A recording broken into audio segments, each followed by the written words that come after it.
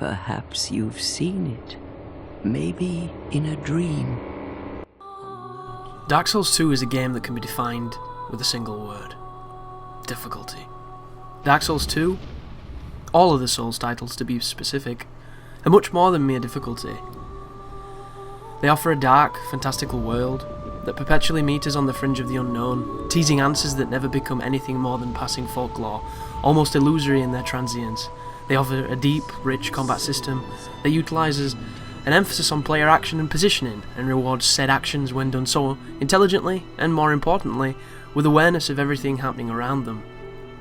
All of these qualities are framed with a unique yet familiar RPG foundation that allows creativity and character progression to reward any kind of player preference. Lastly, they have an articulate, ever-weaving level design that marries elegantly with traps, environmental hazards, and carefully planned out enemy placements. It's a cocktail of intrigue, enjoyment, and the looming dread of death is around every corner. My personal experience with Dark Souls 2 was a lot like a bittersweet romance. We spent a haze-filled few months exploring each other with the attentive, affectionate blindness of smitten lovers. It was a whirlwind, it was resplendent, but it all too swiftly ended. The mask slipped, the facade crumbled to reveal the rot beneath, and the small serpentine cracks grew in size until all that was once saccharine enjoyment gave way to a frustrating bitterness. And even then, in the separation and ultimate avoidance of the game for the rest of the year, I would still sing its praises in the face of my sour heart. Then they revealed Scholar of the First Sin, and then I played it. On the Xbox One, Scholar of the First Sin runs at an improved 60 frames per second, all the time shimmering with the rewards of higher resolutions and even sweeter loading times. It also benefits from an expanded online suite courtesy of the next generation's horsepower, allowing more friends or foes in your world. A welcome addition for those craving more traffic, or the chaos of the multiple phantoms, be they sinister or saintly. Performance-wise, Scholar may be the most optimised version of a Souls game I've ever played, with the frame rate only faltering on rare occasions and the lighting rig receiving a large overhaul to match the promotional footage promises of glamour, although arguably making some areas of the game look bleached and funky in contrast. This is the true victory with this remastering, and the main draw to the game is attention, as everything else is almost universally worse than the vanilla Dark Souls 2 that shipped a year previously. But before I write the indictment of a grotesque failing in game design, there exist qualities that should be aired. Key areas within Drangleic have been treated to shortcuts that actually streamline certain questionable sequences and enrich the flow of the levels tremendously. No Man's Wharf now has an interconnecting bridge that allows for a full circle through the level, allowing a more intuitive path to backtrack. Very important upgrade component has now been relocated much earlier in the adventure, allowing greater levels of character and weapon utility, and serves as probably the largest change in Scholar due to the upgrade potential affecting every aspect of the game's new balance. The King's Doors also open autonomously now, after accruing the King's Ring, a slight change that alleviates seconds of pedantry, but is needless to say a welcome addition. And it is here where the rest of Scholar of the First Sin gracelessly collapses at the first hurdle, breaks both its legs, and receives the merciful kindness of a shotgun blast, because the rest of the game and the changes therein deserve to be shot. Long ago, in a walled-off land far to the north. It only takes one a few minutes to spot the first curiosity, a petrified figure in Things Betwixt blocking the entrance to a training area. Fast forward to a fragrant branch remedy, only to discover the obstacle was denying absolutely nothing of value or worth, a token notion that translates to new additions to the area. The Pursuer, a character that got the rough end of the stick in vanilla game, has now been given a new lease of life, to show up in a terrible terrain close to the gender-switching cascade between the compulsively hugging ogres. Can you think of a more asinine place to put a future boss? Because I can't. And what is the player rewarded with after slaying such an adversary in said loathsome conditions? Well, you get a twinkling titanite that you won't use for another 10 hours due to needing a handful of them to upgrade anything. What a truly edifying discovery, and a fix players were devoutly wishing for. Don't fix the shitty hit detection, or the atrocious hurt boxes, or the swimmingly loose controls, the amazingly worthless poise system that actually doesn't even exist, the input drops, the foolhardy ideas of statistics dictating roll effectiveness, the most loved inclusion of soul memory. Oh no, those are perfectly fine, folks, because now we have a recycled boss enemy that drops a fucking twinkling titanite. An enemy who actually appears more frequently in the game now, but is constantly undermined by the new NPC invader, the Forlorn, who hunts the player throughout Drangleic, which begs the question, wasn't that what the Pursuer was supposed to do? Instead we have some skinny red armoured Depeche Mode dude cuckolding one of the most interesting looking humanoid bosses in the game, rather than utilising him and his awesome crow chauffeur. It didn't bode well for the rest of the game, and Hyde's Tower of Flame solidified my trepidations. An area that once rewarded the bold who feared not the intimidating armoured golems as they articulated forward slowly with weapons the size of farmyard animals, a zone that experienced players could speed through and after a quick Dragon Rider humiliation would open up the meat of the game. Well, you can still do that, but Hyde got a lot more crowded and even less interesting.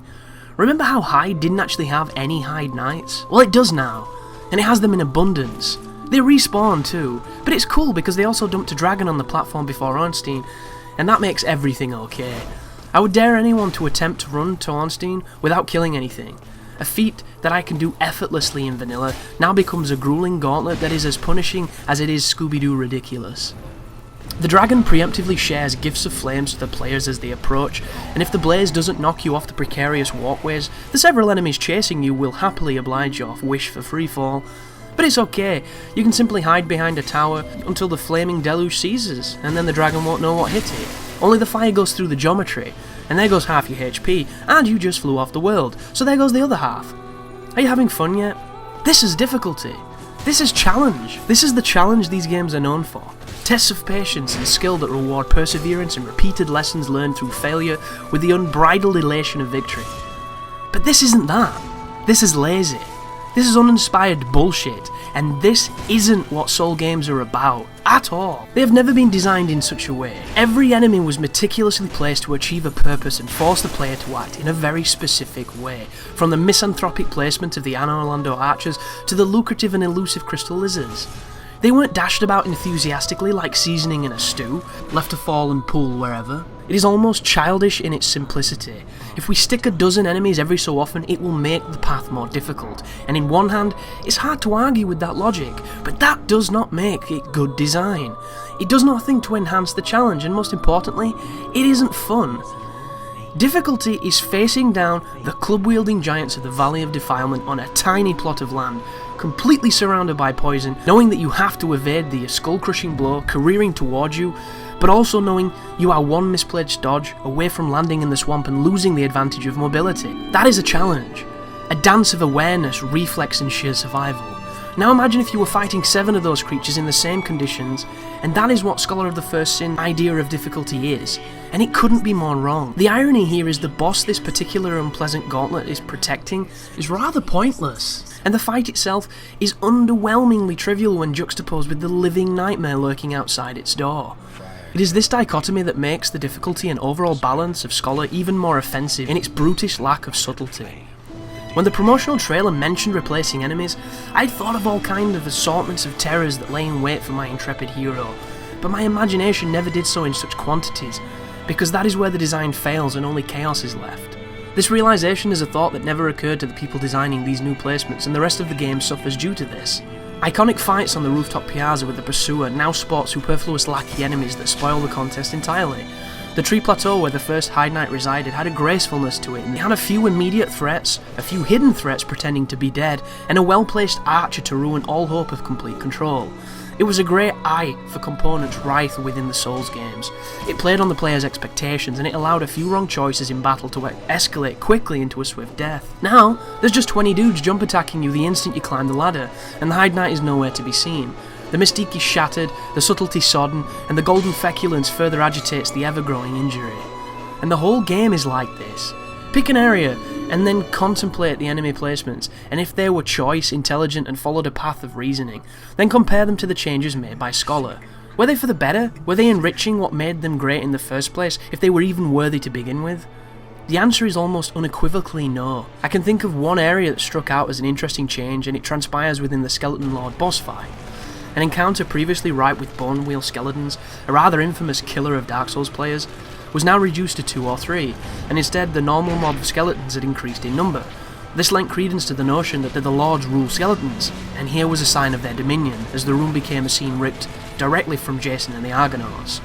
There may have been other such occasions throughout Scholar, and it saddens me that they don't jump to mind, but that is part due to just how many negative experiences litter the areas of Drangleic I used to enjoy.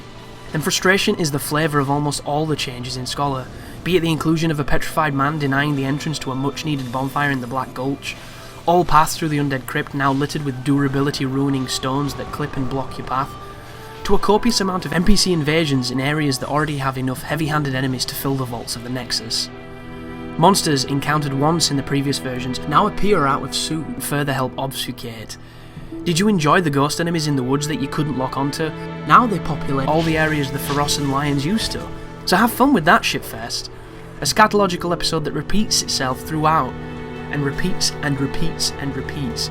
But it feels at times like a development team that struggled to fully grasp the ethos of Miyazaki's legacy to begin with has been allowed the time to disillusion the design direction even further to the point where it barely retains the fundamentals that makes a Souls game.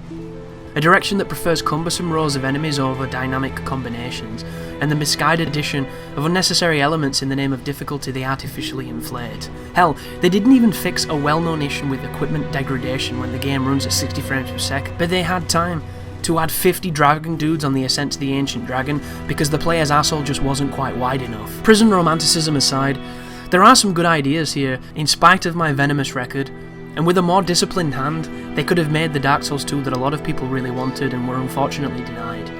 As it stands, they've made a version of the game that some people will enjoy and others will despise, a sentiment that could be used for all the Souls games, but one that I would argue would be grossly misunderstood when applied here. As the things people will lament about Scholar of the First Sin are things that have never been a staple part of Souls games, and if they had been when I first played them, I would have never played them again. From have done an amazing thing with Scholar. They have fashioned a diagram of exactly how not to make a Souls game, and through overzealous, short-sighted tinkering, they have sacked what little elegance Dark Souls 2 had. The Remnants are a game that looks and acts a lot like Dark Souls 2, but loses its way through an obsession with the deluded notion that filling a corridor with enemies somehow translates to challenge, and high-resolution makeup with a 60 frames per second short skirt will stir the loins of a gamer, blinding them to the glaring flaws Scholar of the First Sin simply failed to address. I cannot in good conscience recommend this game on the next generation of hardware, as it is an inferior build of Dark Souls 2. If you want 60 frames per second, you already have it on PC.